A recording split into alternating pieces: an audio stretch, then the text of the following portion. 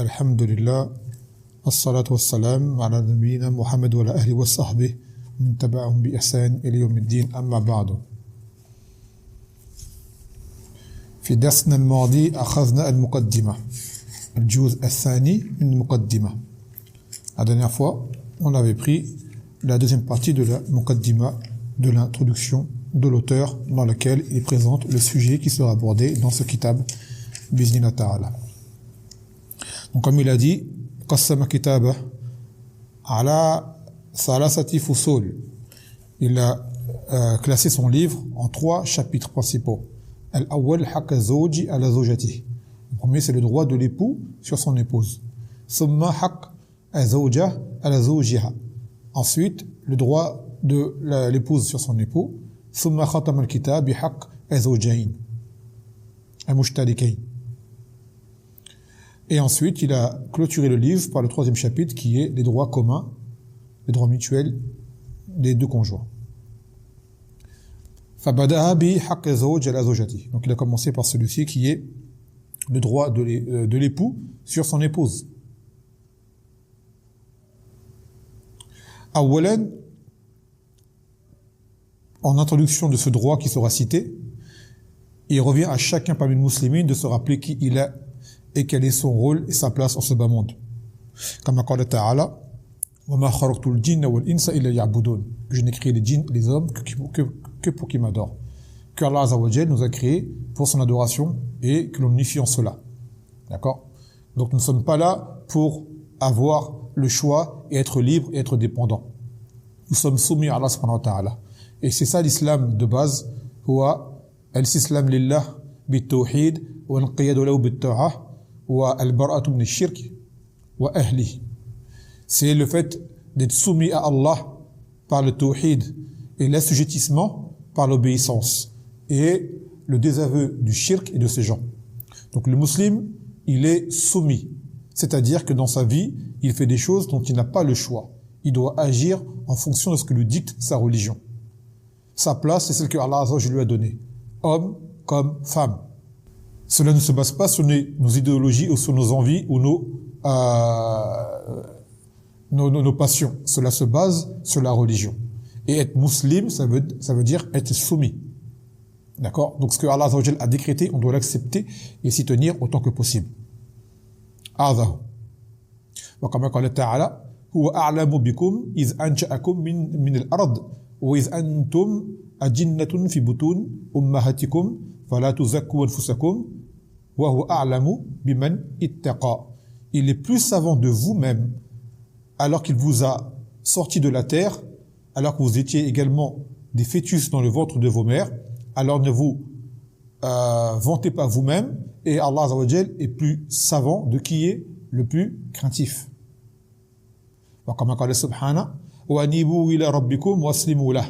Et revenez vers votre Seigneur et soumettez-vous à lui. C'est un ordre de se soumettre à Allah Azza wa Jal. ويقول سبحانه وتعالى ومن أحسن من الله حكما لقوم يوقنون. Et qui donc est de meilleur jugement et de décret que Allah pour un peuple qui croit. Donc ce que Allah Azza wa Jal a décrété, on doit l'accepter et s'y résigner. De bon gré ou de mal gré, bien que le mal gré n'est une chose qui sera blâmable, mais de bon gré ou de mal gré, on doit se résigner à ce que Allah Azza wa Jal a décrété. Naam. Sans quoi, yukhsha alayna an nadkhul fi qawli Allah Azza wa Jal dhalika binhum karihu ma anzala Allah fa ahbata a'malahum. C'est là du fait qu'ils ont détesté ce que Allah a fait descendre, donc de là Allah a effacé leurs œuvres. Donc ne pas aimer une chose que Allah a décrété et a révélé, cela est une chose qui annule l'islam. Et cela revient également à vouloir juger par autre ce que Allah fait descendre, en pensant que cela est permis. Comme قال تعالى ومن لم يحكم بما أنزل الله فأولئك هم الكافرون. Et dans un verset وأولئك هم الظالمون. وفي آية أخرى وأولئك هم الفاسقون. Et qui donc, quiconque, là ce n'est pas que propre au gouverneur, c'est quiconque, d'accord, juge parce que autre que Allah a fait descendre, ceux-là sont les mécréants, ceux-là sont les injustes, ceux-là sont les pervers. C'est-à-dire quelqu'un qui n'agrée pas le jugement d'Allah Azza wa Jal et qui voit que autre jugement que le sien est valable ou meilleur, ou ainsi de suite. Et là, c'est une muqaddima pour avertir par rapport, là maintenant, aux femmes qui ont en elles cette graine, ce poison, ce cancer Cette gangrène qui amène à cette idéologie qu'on appelle le féminisme, dans lequel la femme réclame des droits qui ne lui reviennent pas et qu'elle veut prendre un statut qui n'est pas le sien. Et cette gangrène-là, lorsqu'elle est dans le cœur de la femme, elle lui pourrit la vie. Elle pourrit la vie de cette femme-là et de son entourage. Et principalement de son époux si elle est mariée et si c'est une musulmane. Cela va forcément amener à un grand nombre de désaccords dans le foyer, un manque de baraka et de nombreuses mauvaises conséquences. فيقول الذي ينبغي على المرأة أن تعلم أن حق زوجها عليها عظيم وإنه أعظم من حق أبويها لقول النبي صلى الله عليه وسلم لو كنت آمرا أحدا أن يسجد لأحد لأمرت المرأة أن تسجد لزوجها. Il a dit, donc il revient à la femme qu'elle sache que le droit de son mari sur elle est immense et que le droit de son époux est encore plus grand sur elle que le droit de ses propres parents qui pourtant l'ont mis au monde. Et il a dit, le Nabi sallallahu alayhi wa sallam, si je devais ordonner quiconque à se prosterner, pour quiconque, c'est-à-dire parmi les créatures, j'aurais ordonné à la femme de se prosterner pour son époux. Et pourtant, vous le savez que la prosternation pour autre que Allah Azza wa Jal, c'est du shirk akbar. Cela n'était permis que dans 2 cas. Lorsque Allah Azza wa Jal a demandé aux malaïkas de le faire pour Adam, par révérence envers Adam, et par obéissance à Allah Azza wa Jal, et que cela également était une forme de salutation dans les sharia qadima, dans les anciennes législations, comme ce fut le cas pour Youssouf, lorsque ses parents se prosternèrent pour le saluer.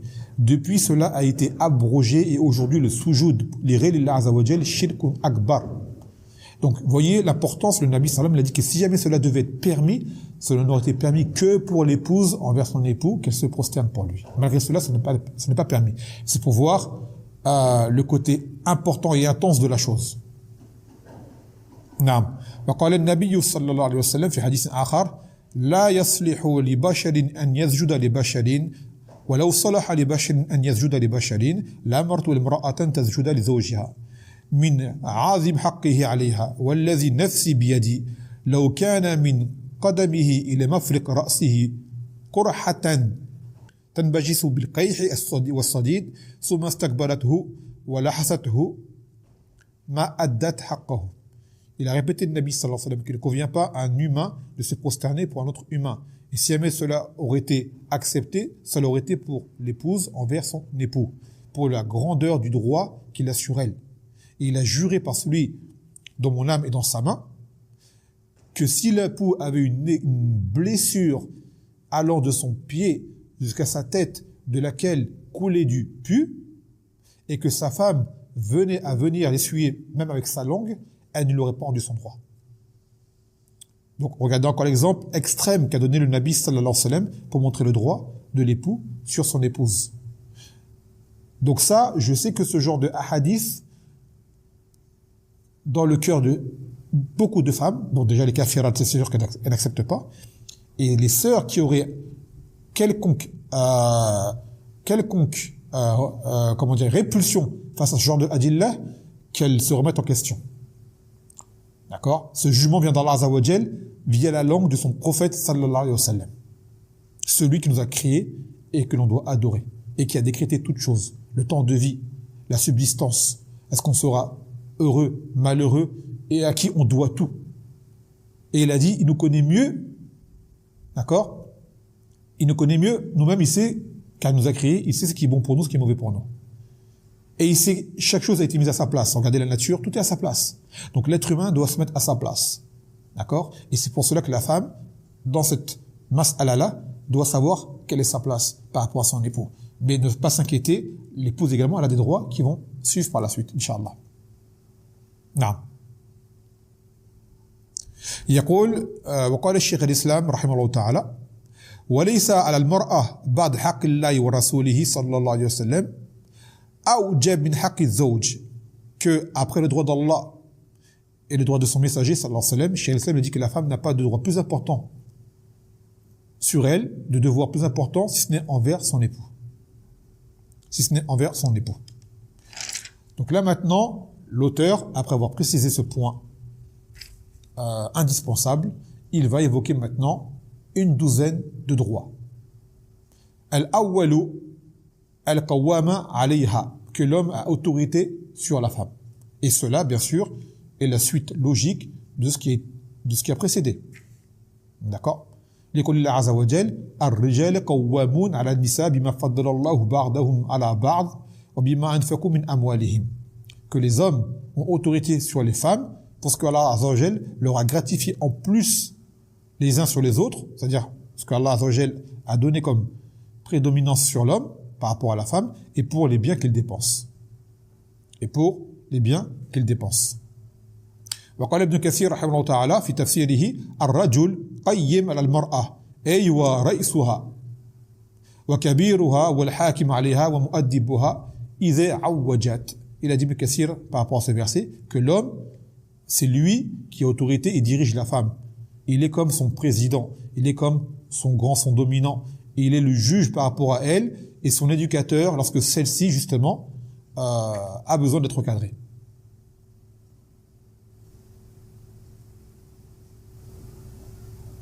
Et il a dit également لأن الرجال أفضل من النساء والرجل خير من المرأة ولهذا كانت النبوة مختصة بالرجال وكذلك الملك أو الملك الأعظم لقوله صلى الله عليه وسلم لن يفلح قوم ولوا أمرهم امرأة.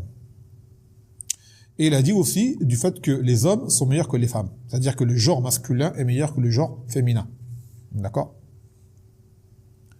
Et c'est pour cela que la prophétie et le message est une chose qui était spécifique aux hommes, pas pour les femmes. Également, la royauté, c'est-à-dire le gouvernorat suprême, le fait d'être chef suprême, c'est une chose qui est propre à l'homme. Car le Nabi sallallahu alayhi wa sallam, il a dit, ne réussira jamais un peuple qui aura confié sa régie, d'accord, c'est-à-dire son gouvernorat à une femme. À une femme. Donc les femmes n'ont pas le droit d'avoir des postes d'autorité sur les hommes, ni d'être dans le domaine gouvernemental avec une autorité, ni dans l'armée, ni dans la police, ni même d'être imam pour la salat, diriger la salat. D'ailleurs, salat dirigée par une femme, cette salat sera batila pour les hommes derrière elle. Et ce qui s'ensuit. Ni elle fait la khutbah du Jumu'ah. D'accord? Non. Et il a dit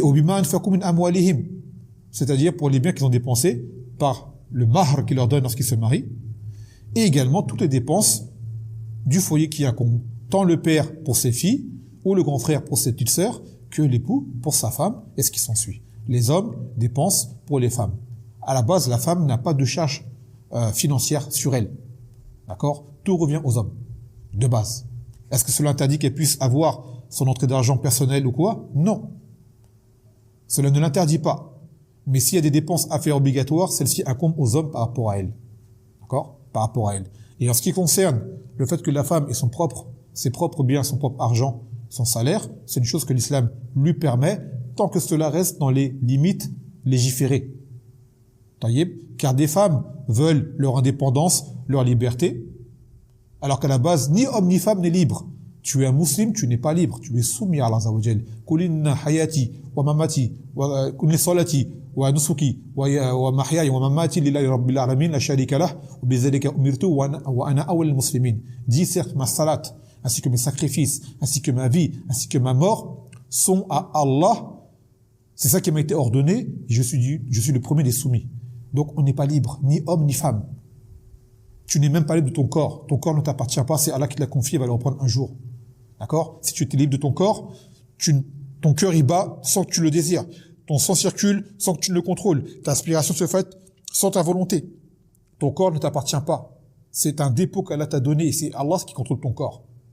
Il t'a juste laissé le libre choix dans ton âme. Est-ce que ton âme va suivre? Comme ton corps s'est soumis, est-ce que ton âme va se soumettre également à ces décrets? Donc on n'est pas libre. Taïeb, on n'est pas libre. Et des femmes qui veulent plus que ce qu'Allah leur a accordé comme droit, par exemple dans le travail, on se va prendre la hujja que Khadija, radiyallahu anha, était une commerçante. On dit non, elle était une commerçante, mais déjà, Khadija, radiyallahu anha, c'était avant, elle s'est mariée avec le Nabi sallallahu alayhi wa sallam, avant que ne vienne la révélation, et avant que ne viennent beaucoup de règles de l'islam, car les règles de l'islam sont venues à quel moment? Une fois que le Nabi sallallahu alayhi wa sallam a fait la hijra et le Médina. Avant cela, Khadija était une commerçante, mais Khadija ne se mélangeait pas aux hommes. Khadija, justement, elle a employé le Nabi sallallahu alayhi wa sallam afin qu'il la représente et que lui soit de confiance et qu'il sorte pour elle. D'accord? Alors qu'aujourd'hui, les femmes travaillent, elles se mélangent aux hommes, dans la mixité, elles s'habillent mal. D'accord? Donc ça n'a rien à voir. Et oser comparer Khadija à ce que font les femmes aujourd'hui, cela reviendrait à diffamer le Nabi sallallahu alayhi wa sallam, à dire que c'est un déyous, quelqu'un qui n'a pas de jalousie. Et également, ça revient à diffamer Khadija, à la rabaisser de son rang. Donc ne pas faire un qiyas, yani fasid, hors contexte. D'accord? Khadija, elle a travaillé, c'était avant la révélation. D'accord? Et elle prenait des hommes à son service avant que le Nabi sallallahu alayhi wa sallam soit son époux, justement pour qu'elle n'ait pas à s'exposer aux hommes et à faire ce genre de choses. D'accord?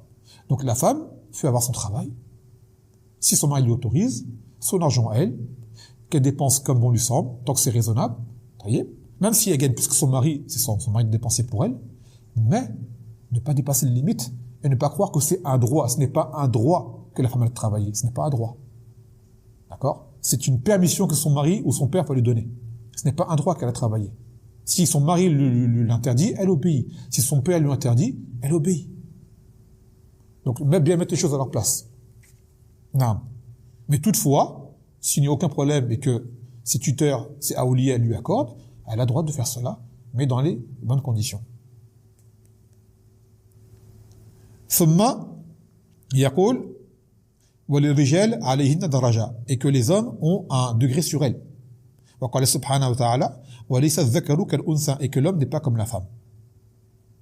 وقال النبي صلى الله عليه وسلم كمل من الرجال كثير ولم يكمل من النساء إلا آسيا امرأة فرعون ومريم بنت عمران وأن فضل عائشة على النساء كفضل الثريد على سائر الطعام متفق عليه.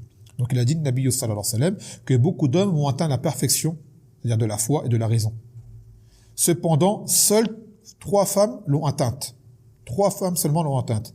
Il a dit Asya, la femme de Pharaon, Maryam bint Imran, et il a dit que le mérite de Aïcha sur les autres femmes équivalait au mérite du sarid. Sarid, c'était la nourriture qu'il y avait de meilleure à l'époque du Nabi sallallahu alayhi wa sallam. Donc il a dit qu'elle était son mérite à elle et comme le mérite du sarid sur toutes les autres nourritures. Et après il y a eu un khilaf, qui était la meilleure des épouses? Est-ce que c'était Khadija ou Aïcha?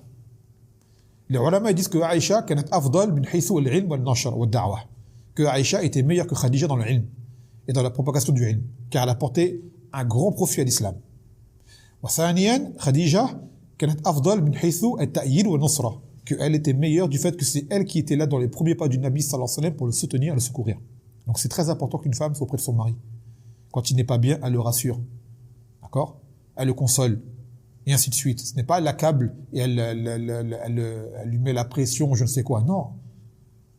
Elle doit être un soutien pour lui. C'est ce que Khadija elle a fait avec le Nabi sallallahu alayhi wa sallam lorsque la révélation est venue. D'ailleurs, la première à avoir cru, on va dire à la litloque, le premier humain à avoir cru en le Nabi sallallahu alayhi wa sallam, c'était elle. Sa femme, son épouse. Puis sont venus d'autres par la suite. Elle a cru dès le début sans hésiter. Elle a soutenu. Et elle a consolé. Et regardez bien, lorsqu'il parle justement des femmes qui ont atteint la perfection, Asiya ou Maryam, et c'était Aïcha, est-ce qu'on entendait que Asiya sortait au milieu des gens faire da'wa? Non. Maryam, est-ce qu'on entendait de Maryam? Même il y a un khilaf, il y a des ulama, ils pensent que Maryam était une nabiyya, une prophète, comme l'a dit Ibn Hazm, alors que son avis n'est pas correct. Malgré cela, vous voyez, voilà. Et également la mère de Moussa, car il dit nous avons révélé à ta mère ce que nous avons révélé en parlant de Moussa. C'était une révélation de quoi? D'inspiration et non pas de révélation divine comme celle que reçoivent les prophètes. Malgré cela, est-ce qu'on a vu Aïcha sortir au milieu des hommes faire da'wa? Est-ce qu'on a vu Maryam sortir auprès des hommes faire da'wa? Mère de Isa. Est-ce qu'on a vu Asya faire cela? Non. Pourtant, aujourd'hui, on voit un phénomène de femmes qui s'exposent aux yeux de tous pour faire da'wa, soi-disant, même avec leur niqab. Cette façon de faire-là, c'est une façon qui ne revient pas à la femme. La femme peut faire da'wa, mais à son niveau et à sa manière. Aux yeux de tous, comme ça, déjà filmé, taswir, on connaît le hukm qui n'est pas permis, même si elle est couverte. Parler aux hommes, normal, et qui plus est, dans sa da'wa, a appelé une forme de féminisme caché. Comme on l'a vu dans certaines, que sûrement vous avez entendu parler, qu'on n'a pas envie de citer, d'accord? Ces femmes-là font plus de mal que de bien. Et on dit à leurs maris de craindre Allah Azza wa Jal, car les premiers responsables de cela sont les maris qui leur autorisent de faire cela. D'accord? Et on avait pris déjà au début du livre que le croyant doit baisser le regard. Donc tu n'as pas le droit de regarder une vidéo d'une femme qui fait da'wah. Elle peut te dire tous les meilleurs versets de la terre avec le meilleur tajwid et les meilleurs hadiths. Tu n'as pas le droit de la regarder. Et il en est de même pour la femme avec l'homme. Les vidéos des savants, des prédicateurs ou quoi, il n'est pas permis aux femmes de les regarder. Les adillets, on les a cités hier, ou plutôt dans le dernier ders, qu'on doit baisser le regard. Et c'est valable pour tout. Même pour les ulama. Un alim, ça reste un homme étranger, qui peut être une fitna pour les femmes. Le prédicateur, pareil, il peut être une fitna pour les femmes. Alors que dire d'une prédicatrice, d'accord, qui s'expose et qui se met en premier plan? Wali'adhu billah. Et ça, c'est un phénomène nouveau. Il n'y avait pas ça auparavant. Ça, c'est la fitna des réseaux sociaux et de ces téléphones et tout ce qui s'ensuit comme Taswir et autres. De tout le monde qui veut se mettre en avant. Donc regardez bien, cela contredit la voie sur laquelle étaient les meilleures des femmes les plus complètes. Elles n'ont pas agi de la sorte, elles se cachaient des hommes. Elles se préservaient. Ce qui n'empêche pas qu'un homme puisse profiter d'une femme derrière un hijab. Les hommes venaient voir Aïcha et l'interroger, mais de derrière un hijab. Il lui parlait de derrière la porte. Elle ne venait pas devant eux et se mettait à parler, même couverte. Jamais de la vie. Et pourtant, elle était leur mère, elle leur était un mahram. Dans le sens où le mariage était interdit. Malgré cela, elle ne le faisait pas. Naam. طيب ثم قال ومما خص الله به الرجال كثيرا من العبادات كالجهاد ووجوب الجمع والجماعات وخص عمومها أو عمومهم أيضا بكمال العقول ورزانة والصبر والجلد والتحمل الذي ليس للنساء مثلهم. Il a dit également qu'est-ce que Allah Azza wa Jal a accordé aux hommes. Il leur a accordé beaucoup d'adorations à faire en groupe, comme le djihad, comme les salat al-jumu'ah, comme la salat al-jama'a chaque jour, ou également qu'il leur a parfait leur raison, ainsi qu'il leur a accordé plus de sérieux et d'endurance et de patience et de fermeté que à la femme. La femme est plus fragile, la femme est plus vulnérable. D'accord? Ça, c'est une chose qui est connue. Dire cela n'est pas un rabaissement de la femme, c'est une réalité que la femme est plus sensible. La femme va pleurer plus que l'homme. La femme va avoir peur plus vite que l'homme. La femme va perdre son sang-froid plus vite qu'un homme. La femme s'emprise par les émotions plus vite qu'un homme. Cela est certain. Personne ne pourra nier cela. D'accord? Donc de là, c'est fonction, on va dire, à responsabilité et qui demande de la force, cela revient aux hommes. Et alhamdoulilah pour la femme que cela ne pas été imposé. C'est un tarfif pour elle en réalité. Qu'elle n'aura pas eu les éléments, on va dire, physiques et moraux pour pouvoir les affronter. Donc, alhamdoulilah, pour elle, c'est une rahma d'Allah Azza wa Jal, en réalité. Et il a dit, Nabi sallallahu alayhi wa sallam, ma ra'aytu min naqisat al-aqlin wa dinin adhhaba li lub ar-rajul al-hazim min ihdakunna. Qulna wa ma naqsu aw naqsan dinina wa aqlina ya Rasulullah. قال أليس شهادة المرأة مثل نفس شهادة الرجل؟ قلنا بلى. قال فلذلك أو في ذلك من نقصان عقلها. أليس إذا حاضت لم تصلي ولم تصم؟ قلنا بلى. قال فذلك يا فن من نقصان دينها. Le Nabi sallallahu alayhi wa sallam, il a dit, je n'ai pas vu de personne à la raison réduite ou à la religion réduite comme l'une d'entre vous faire perdre la raison à un homme déterminé. Et c'est vrai que les femmes, elles arrivent à faire perdre la tête aux hommes, tant dans la colère que dans le bien également. D'accord? Tu verras des femmes, des hommes faire des choses incroyables par amour pour une femme. Un homme que tu verras sur une intelligence et une clairvoyance incroyable devant une femme, tu vas le voir peut-être se liquéfier par amour pour elle et perdre sa raison et faire des choses incroyables. D'accord? Donc ça va, le hadith va dans les deux sens. Soit dans la colère par sa raison réduite, quand il y a des décisions à prendre et que la femme ne comprend pas, ne suit pas, l'homme il peut se mettre en colère très vite. D'accord? Ou le contraire, que pour elle et pour lui accorder ce qu'elle désire ou autre, que l'homme peut faire des choses qui ne sont pas du tout raisonnables, irréfléchies par rapport à elle. Quoi qu'il en soit, les sahabiyates ont demandé, mais comment est-ce que la raison elle est réduite et la religion elle est réduite? Et il a dit, Nabi sallallahu alayhi wa sallam, n'est-ce pas que la sharat d'une femme, ça vaut la moitié de celle d'un homme. Elles ont dit si. Elles ont dit ça, c'est la raison. Là, ça, c'est son manque de raison. Et ensuite, il a dit, n'est-ce pas que lorsque la femme, elle a ses menstrues, ni elle ne fait la salat, ni elle ne jeûne, elles ont dit si. Il a dit ça, c'est sa réduction dans sa religion. D'accord? Non. Et c'est une chose que, comme on l'a dit au début, c'est Allah qui l'a créé comme ça. Ce n'est pas elle qui l'a choisi, ce n'est pas elle qui l'a demandé. C'est Allah qui l'a créé. Tout comme Allah a créé des hommes grands de taille, petits de taille, obèses, minces, blonds, bruns, noirs, blancs, ce qui s'ensuit, cette physionomie, on ne l'a pas choisie. Et ben également cette, on va dire, déficience dans la religion ou dans la raison, c'est Allah Azza wa Jal qui l'a décrété pour la femme. Ce n'est pas elle qui a voulu être comme ça. Donc c'est pour cela que chacun qui relativise et prend les adillahs en considération, il sait quelle est sa place. Et celui qui a sa place, masha'Allah, il facilite les choses à tout le monde. Déjà à lui-même en premier lieu, puis à tout le monde dans son entourage et à la société entière. Mais celui qui veut faire du hors-piste, qui veut prendre une place qui n'est pas la sienne, il va mener un désordre. Homme comme femme. Celui qui veut prendre une place qui n'est pas la sienne va causer le désordre dans ce système qu'Allah Azza wa Jal a mis sur terre pour avoir l'harmonie et avoir le bien-être.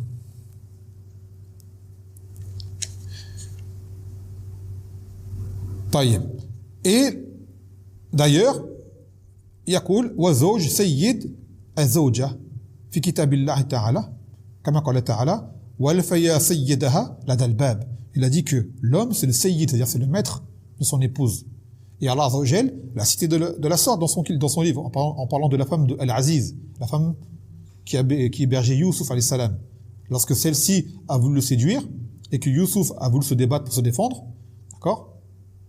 Et que par la suite, elle s'est dirigée vers la porte, en ouvrant la porte, il a dit Wal faya sayyidaha ladal bab.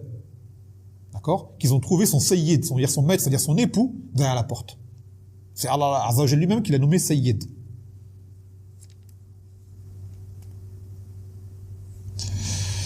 Et il a dit Nabi sallallahu alayhi wa sallam wa zawja aniya wa asira fi sunnat Rasulillah sallallahu alayhi wa sallam.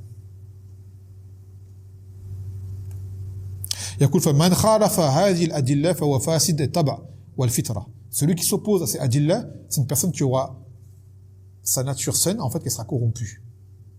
Il ne sera plus sur la nature saine humaine. Car même humainement parlant, il n'y a pas un homme qui n'apprécie pas de voir une femme qui le suit et qui l'obéit dans le convenable.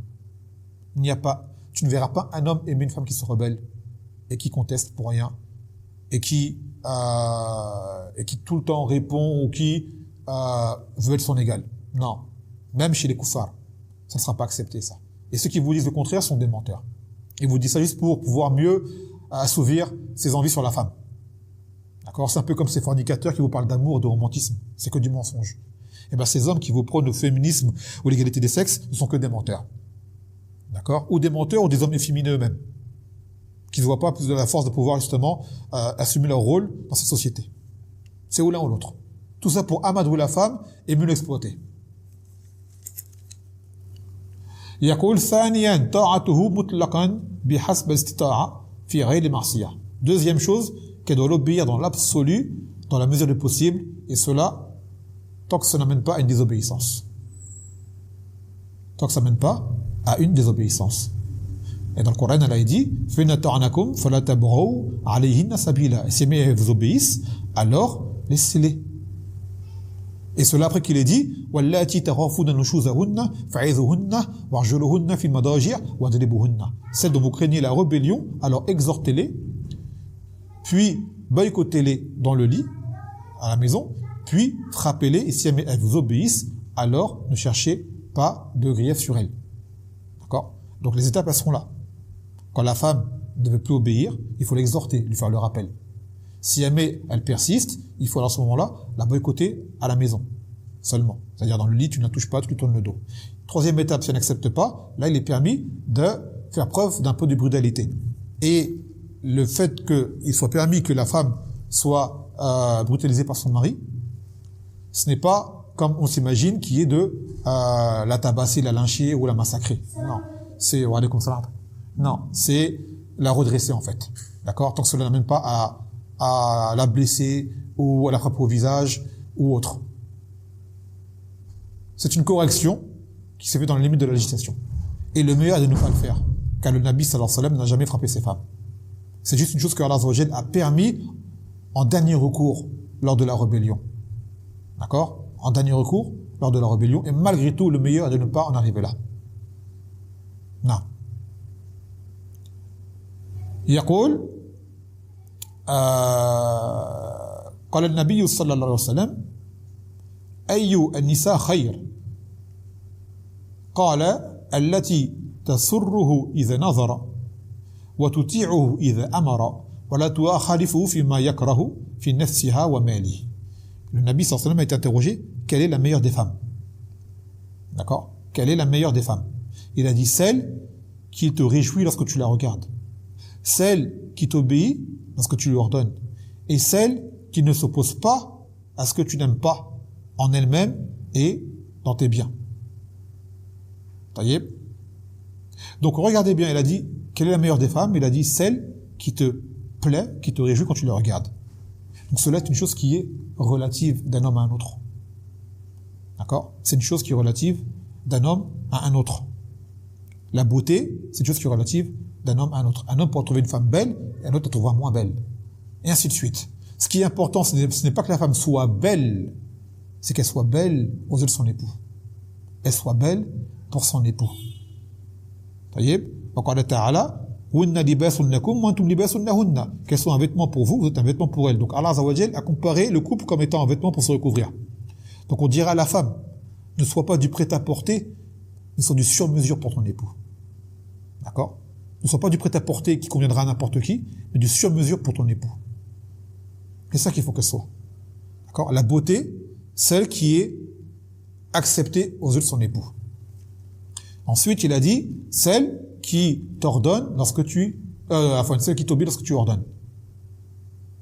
Voyez? Et ça revient tout à dire les précédents. Quand une femme, tu donnes un ordre, tu la diriges, tu lui demandes une chose et qu'elle obéit, ça ne fait qu'ajouter de l'amour et du respect pour elle. Contrairement à celle qui conteste, qui répond et qui se rebelle. Et celle également qui ne fait pas ce que le mari n'aime pas. Même si c'est halal, elle sait qu'il n'aime pas cela, une chose qu'il n'aime pas, elle ne le fait pas. Car elle fait en sorte justement de lui plaire le plus possible. D'accord? Et cela en elle-même ou dans les biens de son époux. Elle ne prend pas les biens de son époux pour le dépenser comme cela ne lui convient pas. Et elle ne fait pas des choses en elle-même que son mari n'aime pas. Même si c'est halal. D'accord? Elle fait tout en sorte pour que, lorsque son mari la regarde, d'accord, il soit satisfait d'elle, autant que possible. Maintenant, ça ne veut pas dire que le mari, ça devient un tortionnaire et un dictateur qui veut tout, d'accord, à la lettre. La femme reste un être humain. Mais, quoi qu'il en soit, la femme fait l'effort de pouvoir agir de la sorte. Et elle verra que son époux, cela ne fera que jeter de l'amour pour son époux envers elle. C'est une réalité. Donc on dit bien que la beauté de la femme ne revient pas au goût des gens. Ça revient au goût de son mari. Si la femme est belle au goût de son mari, alhamdoulilah, alors elle est parmi les meilleures des femmes. D'accord? Regardez bien, les meilleures des femmes, c'est par rapport à son époux, à la vision que son époux a d'elle. Et les versions parlent d'un époux, d'une personne un minimum droite et un minimum réfléchie, bien sûr. Pas des fous ou des extrémistes ou je ne sais quoi. D'accord? Ou des gens extravagants qui ont des idées bizarres. On parle d'un homme dans la norme. Et sachez que l'istiqama, la droiture en religion, est parmi les choses qui embellissent le plus la femme. Et ça la rend majestueuse. Une femme pieuse, droite, wallah, est nettement plus belle que même les Miss Monde ou les Miss France ou les Miss que vous voulez qui s'exhibent devant tout le monde. Les femmes en islam, d'accord, ont en réalité la vraie beauté qui est celle de la pudeur et celle de l'obéissance à Allah Azza wa Jal. Et cela les embellit. Aux yeux de qui? Aux yeux des gens, des hommes qui sont dans la même catégorie également. Non. يقول فالطاعة تكون بحسب الاستطاعة. Donc maintenant, l'obéissance de la femme se fait dans ce qui lui est possible. D'accord? Dans ce qui est dans ses capacités. فاتقوا الله ما استطعتم. Et craignez Allah comme vous le pouvez. ولا يكلف الله نفسا إلا وسعها. Et qu'Allah n'impose pas à une âme si ce n'est qu'elle peut le supporter. وقال النبي صلى الله عليه وسلم عليكم من الأعمال ما تطيقون. Et faites des œuvres de ce que vous pouvez supporter. C'est-à-dire que même si ta femme doit t'obéir, ne la surcharge pas de ce qui lui est insurmontable. Cela est un comportement qui est mauvais. D'accord? En mesure de ses capacités, bien évidemment. Et la femme n'a pas la force d'un homme. La femme n'a pas le physique d'un homme. La femme n'a pas l'endurance d'un homme. D'ailleurs, même chez les kuffars, malgré qu'ils veulent l'égalité des sexes, dans les compétitions sportives, les femmes ne sont pas avec les hommes. D'accord? Vous le voyez bien. Malgré qu'ils veulent mettre transgenre avec les femmes, c'est de la triche. Même pour les femmes, ça c'est une injustice envers elles. Parce que l'homme, bien sûr, il va gagner. Hein. Ça c'est sûr et certain. Mais même dans le sport, on ne met pas, par exemple, une sprinteuse avec un sprinter. On ne met pas une boxeuse avec un boxeur. On ne met pas une footballeuse avec un footballeur. D'accord? Même dans leur sport à la mode, là, le MMA, on ne met pas de combattante avec un combattant. Jamais de la vie. Ils savent déjà c'est quoi le résultat. C'est une chose qui est évidente. D'accord? Même je donne souvent l'exemple, dans la police, maintenant ils mettent des femmes dans la police. Dans la police qui tourne dans les rues. Avez-vous déjà vu, dans la police, ils sont combien? Ils sont 4 par voiture. 4. À chaque fois, il n'y a qu'une seule femme. Pourquoi il n'y a pas de 4 femmes, ou 3 femmes et un homme? Même chez eux. La femme est toujours toute seule avec des hommes. D'accord? Pourquoi on voit jamais une patrouille de femmes ensemble? On voit des patrouilles d'hommes tout seuls. Pourquoi on voit jamais des patrouilles de femmes sans hommes? Parce que c'est ça qui va se passer. D'accord? Tout ce genre de métier, on sait très bien c'est comment. Donc, toute leur idéologie de l'égalité des sexes n'est que mensonge et mythomanie. D'accord? Comme à l'armée également. On va envoyer des femmes combattre, protéger la patrie, la nation. Même les hommes, ils auront peur s'ils savent ça.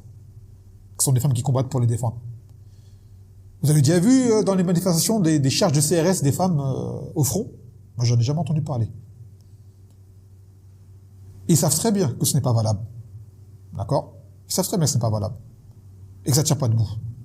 Ça va contre nature et à contre raison. Donc la femme, eux-mêmes, en faisant cela, eh bien, la surcharge.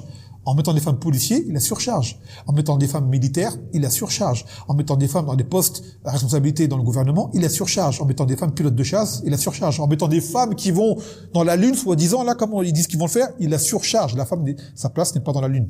Déjà, l'homme non plus, c'est pas sa place dans la Lune. L'homme, c'est sur Terre, sa place. C'est pas dans l'espace. D'accord? Ça, la place de l'homme, Allah a créé la Terre sur, il a créé pour vous ce qu'il y a sur Terre. Le lieu de vie pour l'homme, c'est la Terre, c'est pas l'espace, c'est pas Mars, c'est pas la Lune. Si jamais ils ont vraiment été, si jamais ils comptent vraiment y aller. Alors encore moins la femme. Ce n'est pas sa place. Donc tout cela va à contre nature et à contre raison. يقول فعلى هذا لا يجوز لزوج أن يكلف زوجه فوق ما تطيق أو يشق عليها. Donc de là, il n'est pas permis à l'homme d'imposer à sa femme ce qu'elle ne supporte pas et ce qui lui est difficile. يقول وطاعة تكون في غير معصية الله, et que l'obéissance n'est pas valable dans la désobéissance à Allah Azza wa Jal. كما يقال لا طاعة لمخلوق في معصية الخالق. Il n'y a pas d'obéissance à la créature dans la désobéissance au créateur. Ça c'est général. Et c'est valable également pour l'épouse avec son époux. Que la femme doit obéir à son époux dans le convenable. Ça veut dire que même si l'époux interdit à son épouse une chose qui est halal, elle doit obéir. Elle va dire, mais c'est halal. Oui, c'est halal, mais je ne veux pas que tu le fasses. Par exemple, je ne sais pas, son épouse, elle veut mettre un vêtement en particulier qui est halal. Son époux dit, je ne veux pas que tu mettes ce vêtement-là. Elle dit, mais j'ai le droit. Il dit, je ne veux pas que tu mettes ce vêtement-là. Par exemple, son épouse veut faire une chose qui de base est halal. Son mari, il ne veut pas. Il a ses raisons. Hein. Là, on parle pas de... Voilà, il dit, je ne veux pas que tu fasses ça. À ce moment-là, l'épouse doit obéir. Même si c'est halal. D'accord? Le but, c'est pas d'obéir dans le halal fakat et dans le haram, j'obéis pas. Même dans le halal, si l'époux interdit une chose, elle doit l'écouter. Tant que cela lui est supportable. يقول ويحرم عليها أن تؤذيه. Il lui est interdit à la femme de porter atteinte à son époux. Voyez, par les paroles, par le comportement, tout ce qui emmène à contrarier son époux. كما جاء في حديث عن معاذ بن جبل رضي الله عنه قال النبي صلى الله عليه وسلم لا تؤذي امرأة زوجها في الدنيا إلا قالت زوجته من حور العين لا تؤذيه قاتلك الله فإنما هو عندك دخيل يوشك أن يفارقك إلينا. Il a dit, le Nabi sallallahu alayhi wa sallam, qu'une femme, il n'y a pas de femme qui contrarie son époux, lui porte atteinte en ce bas monde, sans que l'une des femmes, c'est-à-dire de son époux, parmi les hul al-'ain, c'est-à-dire les femmes du paradis, ne dise à cette femme-là sur terre qu'elle a te combatte, car il n'est auprès de toi que pour un temps. Il n'est auprès de toi que pour un temps, il est sur le point de te de se séparer de toi pour nous rejoindre. Ça veut dire quand il va mourir, il sera plus avec toi, il sera avec nous. Donc en fait, c'est comme si elle disait, prends soin de lui, quoi qu'il en soit, il va revenir vers nous. Et là, on parle des hommes qui vont entrer au Jannah, bien évidemment. Donc il y a des hurri'in qui font des doigts contre l'épouse. Et le fait qu'elles doivent obéir à son époux, cela n'empêche pas qu'elle puisse faire inkar al-munkar, qu'elle puisse réprimander le blâmable. D'accord? Si son époux fait une chose qui est mauvaise, elle a le droit de le dire. Même, elle doit le dire. Mais de façon convenable. D'accord? Avec bon comportement, avec respect, et elle fait inkar al-munkar. Comme ce fut le cas, justement, de Abu Rafi' avec son épouse, dans le hadith, dans lequel cet homme, Abu Rafi', faisait salat, et dans salat, il a eu un gaz. C'est-à-dire qu'il a pété, donc il a perdu ses ablutions. Et sa femme a voulu le reprendre, en disant,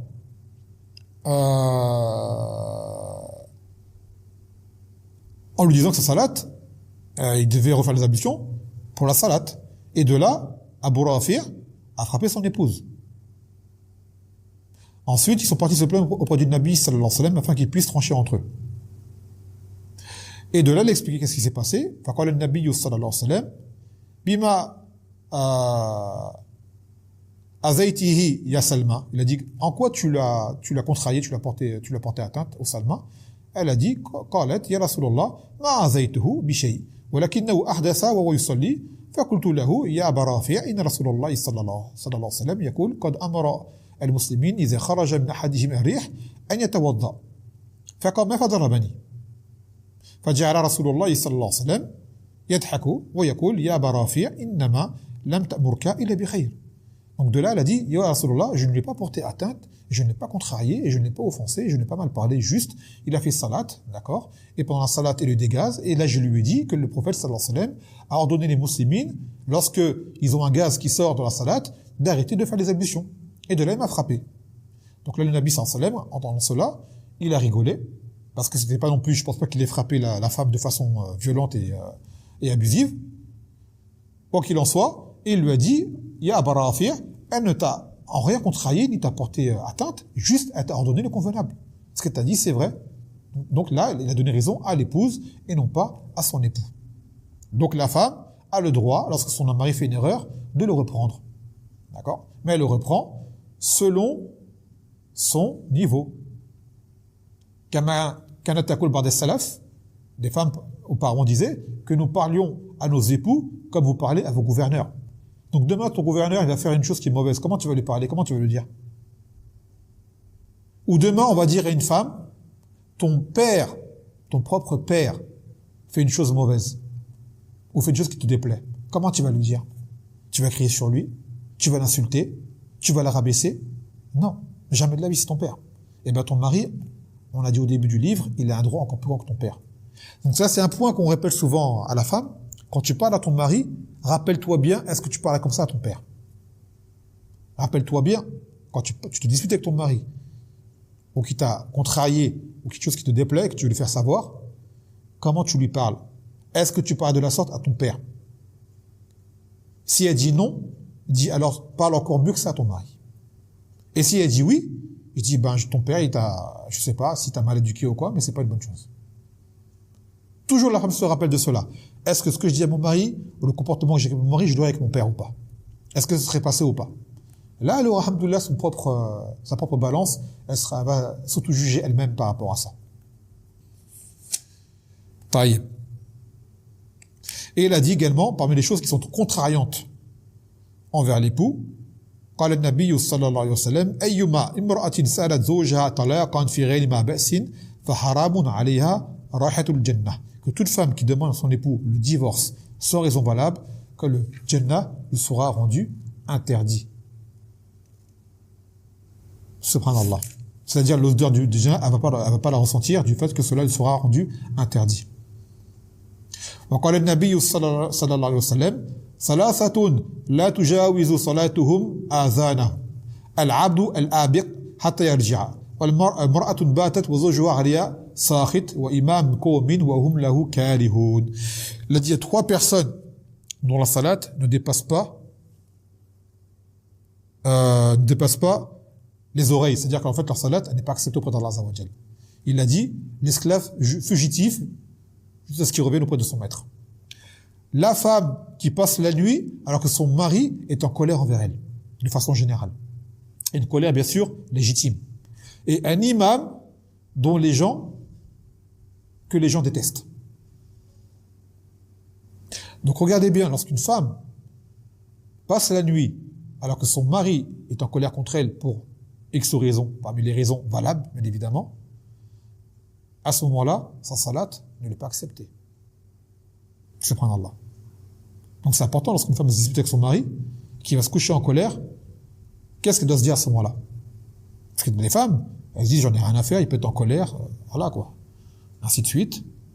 Pas de prise en considération. Donc si la colère de l'époux elle est légitime, la salat de cette femme, à ce moment-là, n'est pas acceptée. Subhanallah. Et l'imam que les gens détestent, c'est un imam, les gens détestent de façon illégitime, de façon légitime, je veux dire. C'est pas par exemple l'imam il est salafi, masha'Allah, et les gens derrière ils aiment pas ça. Ouais, il est trop dur, ainsi de suite. Non, ça c'est pas ça que le hadith veut dire. Au contraire, souvent c'est pas pour un imam qui sera un mubtadir par exemple, ou un imam qui sera trop lourd pour les gens. Et c'est valable pour l'imam du masjid, également de l'imam, une personne qui a autorité, ça peut être un gouverneur ou autre, une personne que les gens détestent. Donc cela rappelle aux gens qui ont autorité de faire attention avec leur peuple, avec leurs suiveurs. Le gouverneur avec ses gouvernés et l'imam dans la salat avec les gens qui le suivent derrière. D'accord? Qu'ils ne fassent pas en sorte de se faire détester par eux, d'une détestation qui leur soit légitime à eux. Sans quoi, sa salat, elle sera invalide. Et subhanallah.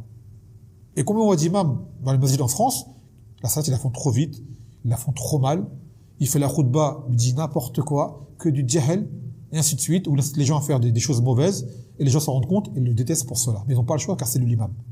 D'accord? Eh ben, ce genre de personnes-là rentrent sous la menace de ce hadith. Non. Taïeb, de base, je voulais faire 5 droits, mais j'ai tardé, donc on va s'arrêter là pour ce soir. Bizina ta'ala. On poursuivra Yom al-Sabt. Non. Avant de finir, j'aimerais faire un rappel pour les nouveaux arrivants, et principalement nouvelles arrivantes. Je vous demande, lillah ta'ala, pour un bon déroulement de ces durus, et espérer trouver la baraka le plus possible, de respecter les consignes que j'ai exposées sur la chaîne, qui est que les femmes évitent de faire en sorte qu'on les reconnaisse, c'est-à-dire par leur kunya ou autre, qu'elles fassent en sorte de passer anonymement sur la chaîne, et expliquer comment faire. Celles qui n'ont, par exemple, je ne dis pas aux gens de changer leur compte Telegram parce qu'ils en ont besoin pour autre que moi. Leur vie, pas pour moi. Ils ont des amis, ils ont des familles, ils ont du travail, des choses. Ils ont besoin d'être reconnus. Mais pour écouter les doulos, que ce soit ici ou avec d'autres prédicateurs ou quoi, on vous demande, pour passer anonyme, créer un canal en privé. D'accord? Sur Telegram, dans les paramètres. Et vous allez trouver directement ceux qui ont Telegram sur le PC. Vous allez voir, ouvrir un nouveau canal. Sur le téléphone, je dis pas trouver, mais normalement c'est présent. Vous ouvrez un canal. Ce canal-là, vous le nommez. Une nomination, peu importe, des lettres, des chiffres, des symboles, peu importe. Ou un mot qui n'a rien à voir, je sais pas moi, islam, ou taqwa, istiqama, sunnah, tawhid, comme vous voulez. D'accord? Et par la suite, lorsque viendra l'heure du ders, pour se rentrer dans le majlis, là qu'on fait là, Telegram va vous proposer, voulez-vous rentrer avec votre compte personnel ou avec la chaîne que vous avez ouverte. Et là, vous prenez la chaîne. Et à ce moment-là, vous serez parmi les participants, dans un total anonymat, masha'Allah. D'accord? C'est ce qu'il y a de mieux à faire. Et j'encourage les maris qui laissent leurs épouses écouter les doulous de faire de cette façon-là dans tous les doulous diffusés en général sur Telegram. Les autres applications, je les connais pas. Le système pour être anonyme. Sur Telegram, faites comme cela c'est mieux. D'accord? Cela est meilleur. Et cela ne prive rien du ilm et du ders qui aura écouté. Il n'y a aucune différence. Le soin est le même, le ders est le même, l'enseignant est le même, la faïda elle est la même. Belle, il y a une baraka en plus. طيب, et il y a un apaisement, une sécurité en plus. طيب. فنكتفي بهذا القدر فسبحانك وبحمدك لا إله إلا أنت أستغفرك وأتوب إليك. السلام عليكم ورحمة الله وبركاته.